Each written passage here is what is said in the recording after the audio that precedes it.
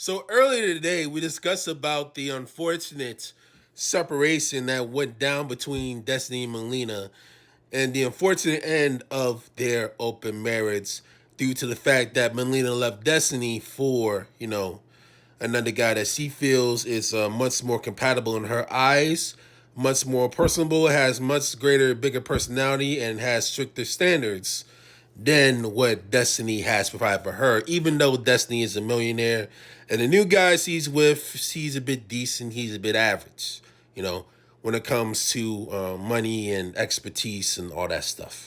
Melina here has been with this new gentleman while she was actually going toward the ends of her open relationship with Destiny for about a few months now.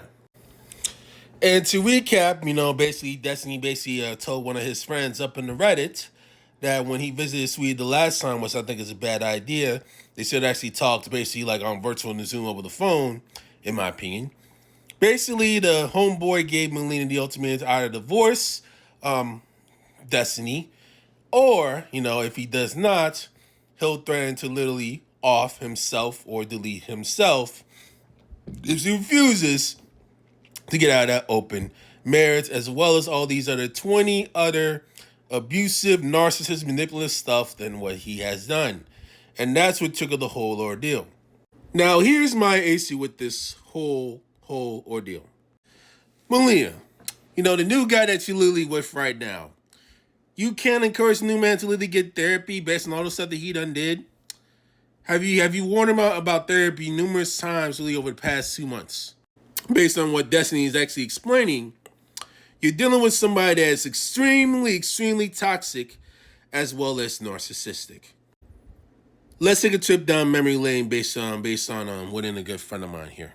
A good friend of mine as well as co-worker, basically up in my medical practice, up in basically the doctor's medical practice that I work at, basically they're the same issues that you're literally facing right now.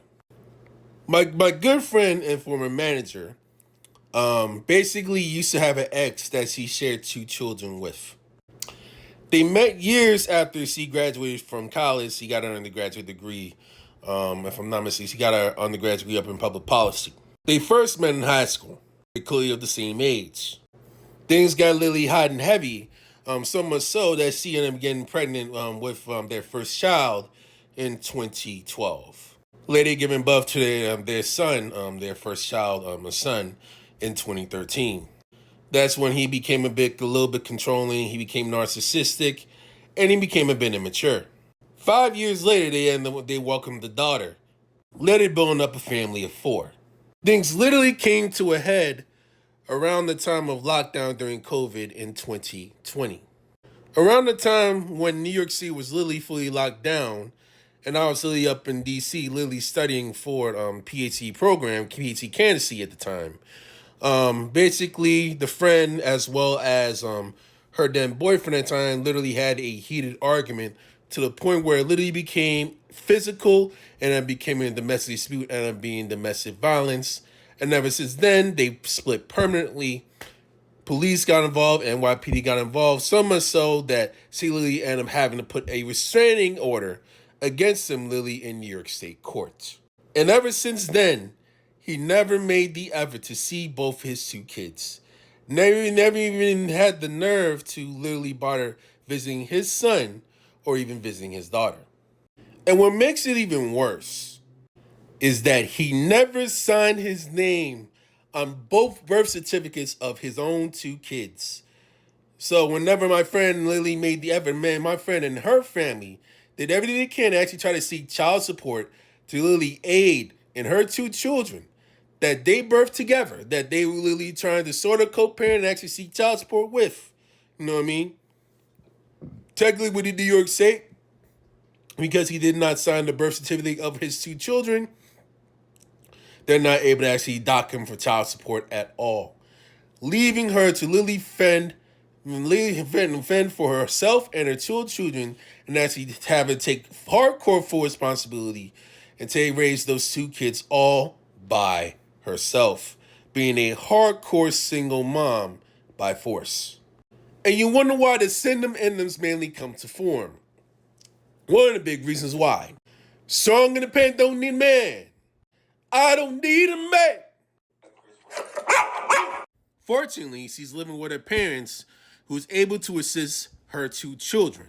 And, they both have a father figure up in their maternal grandfather up in their life. And unfortunately, they're not able to actually see the paternal side of the family due to the father's negligence. So what's the moral of the story here when it comes to Melina? Know your worth. As I stated before, it's not about the external. It is about the internal. Melina needs to have the strength to literally walk away from this guy after she's been going on some narcissistic sprees over and over and over and over again. Because he makes excuses, you have to assume that Melina doesn't have enough self-worth to literally let go. Literally walk away. That is a reflection of who she is. This is not a reflection of all women. Let me be extremely clear. This is strictly Melina the individual. Because God forbid if it continues, Melina could unfortunately endure the same fate or possibly worse. Scrambled egg violations are literally no joke. And she needs to go to therapy.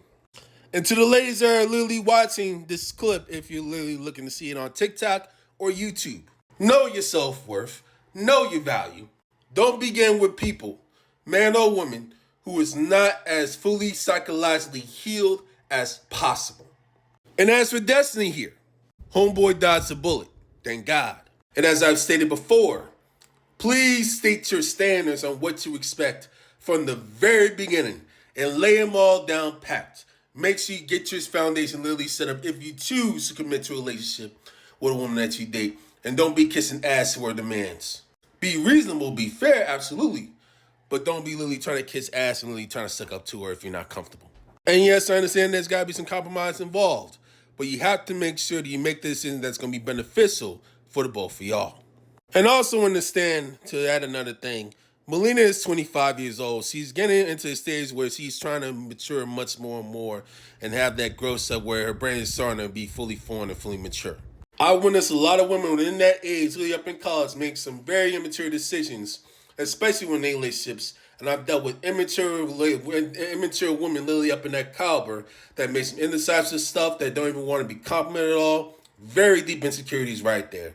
And we see that in the reflection of Melina. And I'm going to literally stress this out to you guys that blue in the face.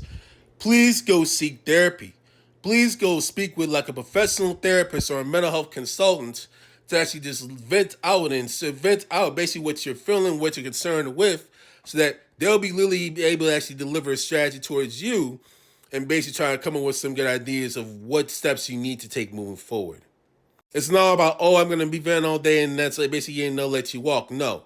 You got to make sure that therapist literally delivers a plan for you to execute and follow so that you won't have to worry about making the same mistakes that get you back in that vulnerable psychological position. Take it from someone that has been through childhood therapy and has been with a speech therapist most of his childhood years. I'm out, man. Juicy.